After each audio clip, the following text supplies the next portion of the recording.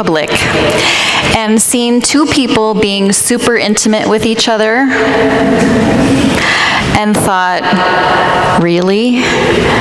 You're going to do that here? Get a room. Why do we get so uncomfortable when we witness other people being intimate? I don't have an answer for you.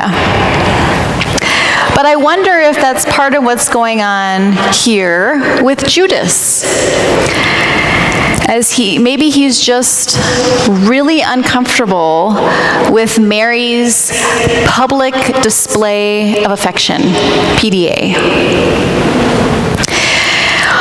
And maybe that's because Judas doesn't have that kind of relationship with Jesus. Quite the contrary. He's about to betray Jesus and give Jesus' whereabouts to the authorities.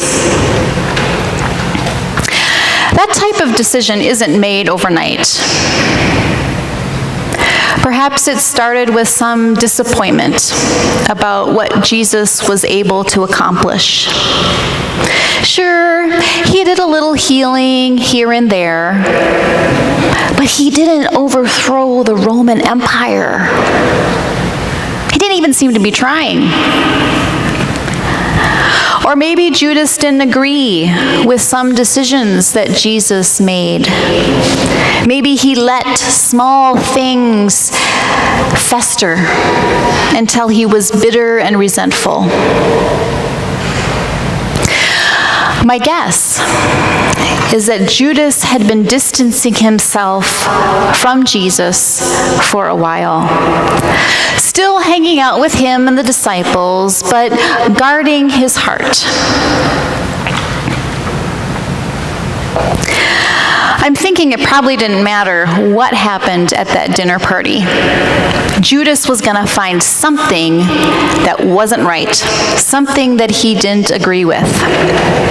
He was grumpy. So when Mary dumps expensive perfume on Jesus' feet, Judas scoffs. The nard should have been sold and the money given to the poor. It's an objection designed to sound pious, when in fact it is empty of compassion. Jesus probably knows what's going on with Judas, can sense the tension in the room, the emotional distance, can see the disgust on Judas's face. As is often the case, Judas is saying more about himself than about anything else. This isn't really about Mary or even the nard perfume. Leave her alone, Jesus responds.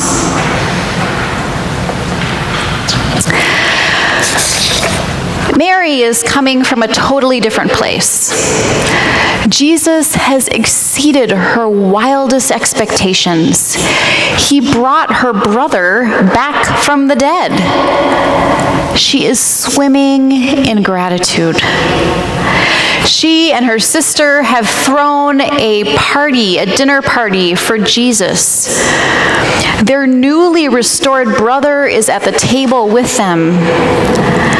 I imagine maybe that they were retelling the story, trying to wrap their heads around how this happened. This wonderful thing had happened to their brother, thinking that if they repeated it enough times, it would somehow feel more real or normal. Suddenly, Mary's joy overflows into action as she takes the perfume and pours it on Jesus' feet. It may, in fact, be that she purchased this nard, this perfume, to put on her brother's body. But she no longer needs it. Whereas Judas distances himself from Jesus, Mary gets in close and brushes his feet with her hair. It is an intimate display of affection and devotion. It is a grand farewell, because they all know what's around the corner. After Jesus had raised Lazarus, the high priests, and this is in Scripture, the high priests and Pharisees met to discuss what they perceived as a crisis. "What are we going to do?" they said. "This man is performing signs. If we let him go on like this, everyone will believe in him, and the Romans will come and destroy both our holy place and our nation." So in hopes of saving themselves, they gave orders that anyone who knew where Jesus was should let them know so that they could arrest him. This is the backdrop of this dinner party, in which one person is choosing to distance himself from Jesus and another person is choosing to come in closer.